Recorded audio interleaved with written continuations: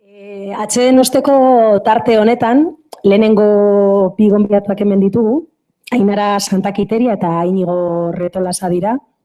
Ordubete eskasean arituko zaizkigu hizkuntza komunitateen arteko zubiez berbetan. Aurkeztu egingo dizkizuet eta gero beraien mikroetatik entzungo ditugu hitzak. Ainara Santakiteria, antropologian lizentziatua, Bartzelonako Unibertsitate Autonomoan, espezializazio ikasketak egin zituen harrera etorkinei eta migrazioak. Arrazakeriaren aurkako mugimenduan ibilia da, SOS arrazakeria Nafarroan, profesional eta bolondrez moduan. 2011-tik topagunean beste lan batzuen artean aniztuko gaietan lanean, gutxi gora bera. Bai, ez? Eskerrik asko. Hori, hizkuntza komunitateen zubintza zariko gara. Badakigunez, hizkuntza komunitate anitz bizi gara egun Euskal Herrian, eta era berean kultura, erlijio eta jatorri anitzetako bizi gara. Egon zen garai batean 70ko hamarkadan estatutik etorritako migrazio mugimenduak batez ere ez bakarrik baina batez ere gaztelania ekarri zutenak, beraiekin, eta bestalde, azken hamarkadetan, etorritakoak beste hizkuntzan hitzetako hiztunak direla, ez? Dakizuen bezala, egun hizkuntza baino gehiago, igo dute Euskal Herriko hizkuntzan iztasuna. Nire hitzalditxo honetan edo, batez ere, bigarren, populazio honi egingo dio terrefe, baina ahaztu gabe, aurreko migrazioak. Lehenik eta behin esatea, aniztasuna egitate bat dela, ez? Bada, dagoen errealitate bat, eta hala jarraituko du izaten, ez? Luzera begira. Beraz, gure buruei egin behar diegun galdera da, aniztasun hori nola kudeatuko dugun. Ze begiekin begiratzen diogun aniztasun horri, eta horren arabera, ere, ze kudeaketan motaren alde egiten den. Sarrera moduan, garri nahi nituen honak bi kudeak eta eredu kontra jarri, ez horren arabera gero jardunak eta praktikak ere jarriko dira martxan, oso modu zumean egingo dut eta simplifikatua, ze gaia oso da, eta orduan kudeaketa eredu gehiago daude, beraien arteko ezberdintasunak, baina karriko dut oso modu zumean pixka bat kokatzeko. Jatorri kultura eta hizkuntza aniztasunaren kudeaketa beti konplexua da, baina are eta gehiago gure bezalako errealitate batean non bertako eta berezko hizkuntza egoera gutxiagotuan dago. Gauzak horrela, nik uste begiratu behar dugula ze kudeaketa mota egiten den beste toki batzuetan ereduak ikusi, eta gero gurera ekarri eta gure propio bat sortu. Esan bezala hori bikudeak eta eredu ekarriko ditut, lehenik eta behin asimilazionismoa dago. Asimilazionismoak pertsonengan jartzen du indarra, ezain beste komunitateetan edo taldeetan, eta etorri berri dena edo bestea dena, da gizarte gehiengora moldatu behar dena. Hor jartzen du pisu guztia beste horretan, dena moldatu behar dituena bere autura, bere hizkuntza, gizarte gehiengora moldatzeko. Ez unilaterala da mugimendua. Azpimarratzekoa da gainera prekontzeptu bezala honek dakarrela gizarte hartzaile hori homogeneoa dela. Askotan prekontzeptu faltsu bat dena, baina hori hartzen da oinarritzat, ez? Suposatzen da, gizarte hartzaile hori bakarra eta berdina dela. Barne aniztasuna onartu gabe. Homogeneitasun hau abia puntu den bezala, helmuga ere bada. Etorri berri edo beste hauek, herriaren hizkuntza, ohiturak eta baloreak barneratzen baditu, interakzio sozialaren ondorioa, gizarte homogeneo eta bateratu bat izango da. Hemen, niretzat oso elementu garrantzitsu bat ere da, integrazio kulturalean jartzen duen indarra. Hau da, ondorioztatzen da, balore horiek eta ohiturak eta barneratzen baditu beste horrek, integrazio globala ekarriko du. Eremu guztietan erakarriko du integrazioa. Eta ez ditu kontuan hartzen, beraz, ezberdintasun sozioekonomikoak, klase faktoreak nahi baduzue, genero faktoreak, hori guztiak ez dira kontuan hartzen. Hori, ideia honetatik eratortzen dena da, beste hori, ez? Ezberdintasun linguistikoak, erlijiosoak, etnikoak eta bar alboratzen badituzte gizarte gehiengoaren baloreen alde, automatikoki ezberdina izateagatik eman daiteken diskriminazio faktoreak desagertu egingo direla. Baina, asimilazionismoaren kasu paradigmatikoena edo da Frantziak egin duen aniztasunaren kudeaketa, eta hemen ikusi da nola justo kontrakoa gertatu den, ez? Bertakoen eta besteen edo migratzaileen arteko ezberdintasun sozioekonomikoek egin dutena da segregazio bat sortu, ez? Auzo berezituetan eta bar, eta lausotu nahi ziren ezberdintasun kultural horiek areagotu egin dira, ez? Horren eredu badira, orain dela urte batzuk, egon ziren maldietan erreboltak eta hori guztia, ez? Eta hemen unetxo bat gelditu nahi nuke pixka bat gurera etortzeko. Eta niretzat oso ideia garrantzitsu bat dena azpimarratzeko, ez? Aniztasuna eta euskara gaiak uztartzen ditugunean, gure hizkuntza denez, normala den bezala horrek pisu handia hartzen du, baina nik uste ez dugula begietatik galdu behar lehen aipatutako klase faktoreak eta genero faktoreak kriston eragin handia dutela pertsonen bai pertzepzioetan, bai lehentasunetan, bai egiteko moduetan, hori beti presente dago, ez? Beraz, bai gure teorietan edo ez, sortzen ditugun teorietan, bai gure praktiketan, halako faktoreak kontuan hartzea ezinbestekoa da, nahi badugu horiek eraginkorrak izatea. Horiek albo batera uzten baditugu, oso erresa da, erakarri nahi ditugun horiek ez etortzea gure da, ez? Demagun. Atzerritartasun paperik gabe bat, atzerritartasun legeak eragiten diogunean. Ez badugu kontuan hartzen horrek, ekartzen dizkion bai arazo ekonomikoak bai askotan, etxetik ateratzeko beldur horiek edo ematen diren mila egoera ezberdin horiek kontuan hartu behar dira nahi eta nahi ez, ere euskara geratuko gara. Orduan hori faktore horiek ere analizietan beti presente izan behar ditugu. Asimilazionismoaren pixka batez kontrajarria den beste kudeaketa eredu bat, pluralismo kulturala da, hemen sartzen da multikulturalismo eta interkulturalismoa, batez ere bigarren honi egingo diogu referentzia. Europan eta Estatu Batuetan sortutakoa eta erabilitako ideologia da, eta adibidez Kanadan igual da, kasu paradigmatikoa. Hemen abia puntua da, justo asimilazionismoak duen kontrakoa, hau da, onartu egiten da gizartearen aniztasun hori, baina ez da bakarrik onartu egiten, baizik eta elementu positibotzat hartzen da, ez? Onartu egiten da, aniztasun horretan elkarbizitza bat eman daitekela, eta aniztasun hori positiboa dela gizarte osorako. Adibidez, Kanadaren ereduan, hizkuntzak ofizialak ikasteko erraztasun asko ematen dira, baina beraiek ekartzen dituzten hizkuntzak ahaztu gabe, ez?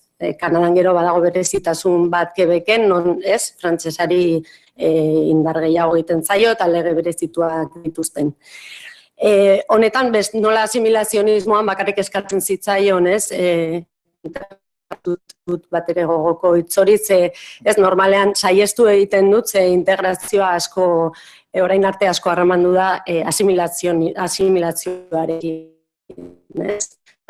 entzuten da, ez, kalean, beraik ez dira integratzen, ez? Horregatik nik saiatu egiten naiz hori albo batera uzten, ze hor jartzen du pisua bestearengan denbora guztian, orduan, bueno. Hori, hemen talde guztiei eskatzen die moldatzeko gaitasuna, ez? Bi parteen aldetik egon behar dira mugimenduak, ez bakarrik batetik. Eta gero, eta garrantzitsuena, edo behintzat, ez, mai honetara ekarri nahi nuena, bada bideak bilatzen direla, elkar ezagutu eta elkar ulerteko. Antzeren bideak, baizik eta ezberdintasun horien onarpenean. Karo, hau, zenbaitetan gatazkatsua izan daiteke, konplexua da, ez? Baina egin beharreko kontua da, bizitza positibo bat eman dadin. Hori jartzen da taldeen arteko interakzioan indarra eta onartu egiten da guztiok dugula besteengandik zer ikasi. Interakzioan ere indarra jartzea garrantzitsua da, ze gero gertatu daitekena da, bestela aniztasun hori onartzea, baina geratzea komunitate isolatu batzuetan, non ez dagoen beraien arteko harremanik. Orduan, Euskalgintzatik edo topagunean azken urteotan aniztasunaren inguruan egin diren hausnarketetan eta praktiketan bigarren pluralismo kulturalaren bidetik doaz, ez? Eta zergaitik, alde batetik, gurea bezalako egoera diglosiko batean homogeneitasun horren alde egitea, ez? Azkenean praktikan ziurazki ekarriko zula, ez? Gaztelania gaientzea, botere egoeran dagoelako. Bestalde guk sinestutak gaude, Euskalgintzak ateak irekitzen baditu, Euskararen ateak irekitzen baditugu, besteengan, ez? Gerturatzeko pausuak ematen baditugu, erresago lortuko dugula ere, ez? Bestaldetik ere mugimendu hori egotea eta gurera gerturatzea. Eta horretarako Euskalgintzak pausuak ematea garrantzitsua izango da. Gero, 2015ko aurkeztutako Euskara partekatzen dugunan dekalogoan, ere hildo horretatik dijoa, ez? Hizkuntza aniztasuna aitortu eta aberastasun moduan ulertzen du. Aukera berdintasunaren izenean Euskara ikasteko baliabidea jarri behar direla defendatzen du, harremanak eta elkar ezagutza sustatu behar dela, eta guzti hori noski kontuan hartuta gure helburua dela Euskara sustatzea. Oain aipatu bezala, elkar ezagutza ezinbestekoa da pluralismo kulturalean oinarritutako gizarte batera ikitzeko. Eta elkar ezagutzarako harremanak izatea ezinbesteko. Baina, gure esperientziaren arabera, bertako eta besteen arteko harreman nahikorik ez dira ematen. Ez daude ez guneak, ez uneak harremanak egiteko, eta horiek daudenean normalean dira oso balak eta ez dira harreman sakonak. Igual hor, salbuespen bat egin daiteke eskolarekin, non aurren arteko harreman gehiago ematen diren, gurasoen arteko harremanak, ez? Baina, bueno, hor beste lanketa bat egin behar da eta sakontasunean hitz egin behar da hezkuntzaren inguruan. Baina, bueno, orokorrean, ez daude harreman hori, harreman sakon batzuk egiteko guneak eta espazioak. Kontuan hartu behar da aldi berean, Euskarara gerturatzeko motivazioan balore subjektiboek hartzen duten garrantzia, ez? Komunitate baten parte izatearen pertzepzioa, faktore emozionalak, hau guztia garrantzi handia dute eta azkenean hauek harremanen bitartez lortzen ditugu, ez? Orduan hor badugu beste elementu bat harreman hauek sustatzeko eta guneak osatzeko beste zergaiti bat. Herritarren artean harreman sakonak ez dauden bezala, Euskalgintza ere nik uste oraindik urrun dagola, ez? Jatorri eta kultura eta hizkuntza anitzetako herritarrengandik. Naiz eta azken urteetan lanketa bat egin den, eta nik uste dut norabide nahiko honean doan lanketa bat, bai maila teorikoan, bai maila praktiketan, bai maila praktikan hainbat ekimenen bitartez, oraindik ez urrun gaude eta norabide horretan lan egiten jarraitu beharko dugu. Eta harremanak sustatzeko, hainbat galdera egin beharko dizkiogu gure buruari, ez? Eta da pixka bat ez nola mantenduko dugun oreka, behar den, ez, irekidura izateko, eta aldi berean euskararako irabazi diren espazio eta gune horiek ez galtzeko, ez? Demagun, balin badugu herri txiki batean, lehenera aurreko mailan aipatu da halako galdera bat, ez? Herri txiki batean bertako jai batzordea euskaraz funtzionatzen du. Hori ez, lanketa baten ondoren eta lortu den zerbait da, eta momentu batean herri horreko, ez dakit, etorkin talde batek jai batzorde horretan parte hartu nahi du.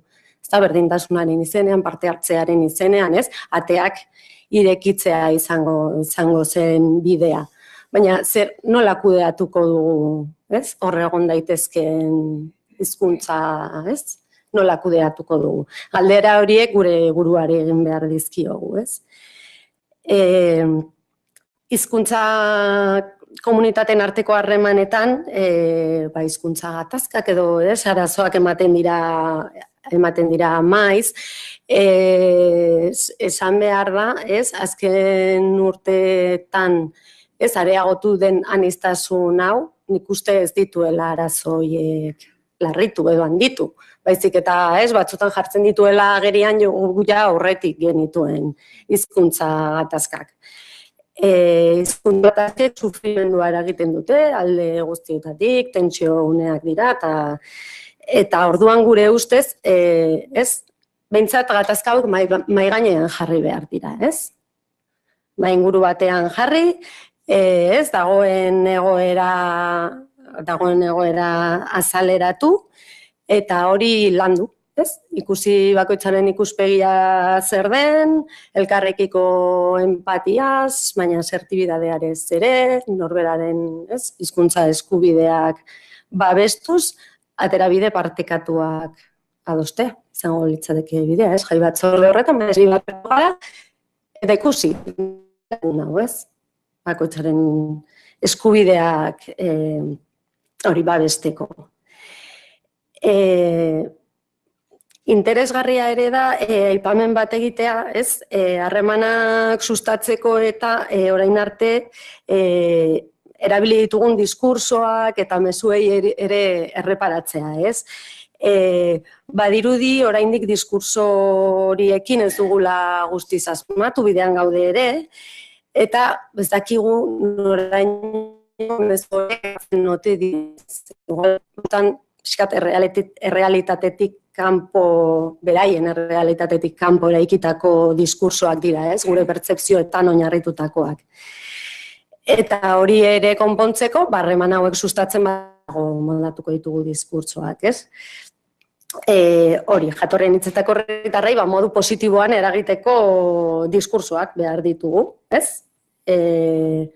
Ezinbestean, horretarako, realitatearen ezagutza sakona bat beharko dugu. Beraien premiak, beraien bizipenak ezagutu beharko ditugu, eta, hori, horretarako realitate horretara hurbildu beharko da euskalgintza, elkar ezagutza sustatuz. Eta, beste gauza bada ere, aniztasun honen baitan, aniztasun handia dagoela, ez? Askotan erabiltzen ditugu kontzeptu batzuk, barne biltzailegiak direnak.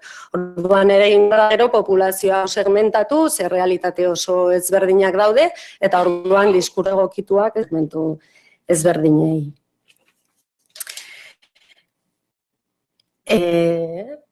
Ja bukatzeko, hori esan bezala, euskalgintzak hasi du, ez? Bide bat egiten, hizkuntza komunitateen arteko harremanak sustatzeko, badugu auzoko proiektua, gero dokumentala ikusteko aukera izango dugula, bizilaguna, konpartimos tailerrak, baina askotan, geratu gara norbanakoen arteko elkar ezagutza sustatzen. Oso ondo dagola, eta bide horretan jarraitu behar dugula, baina ailegatu da ere momentua salto bat egiteko, ez? Eta euskalgintzak eta etorkinen edo aniztasunean lan egiten duten elkarteekin lan egiteko, zain beste norbanakoekin. Beti ere, noski, norberak dituen helburu nagusiak ahaztu gabe, ikusi zertan egin dezakegun, ez, lanketa amankomun bat. Badaude ere praktika batzuk, gero Galderrek azalduko dugu, ez, Berbaizuko eta Ekuador etxekoaren arteko esperientzia, Getxoko Egizuk ere lan egiten du ere migrazio teknikariekin, Estu eta Migratzaileen Federazioarekin, eta bar, eta esperientzia hauek ondo ezagutzea, eta esperientzia gehiago martxan jartzea oso bide mankorra eta interesgarria izan daitekela sinesten dugu. Eta hemen ere da bizka bat Zanek esan duena errekuperatu, hemen tokikotasuna, ez? Oso garrantzitsua da, ikusi herri bakoitzean ze elkartegintza dagon, eta horren arabera ze behar ditugun, eta horren araberako proiektu txikiak bada ere, ez, esperientziak martxan jarri. Bizka bat, hori, igual, esfortzu bat egin dezagun, ez, ditugun muga horiek, bai psikologikoak, bai fisikoak, bai benetazko, ez, etengabe eraikitzen ari diren muga horiek, suntsitzeko. Eta hori da, eskerrik asko.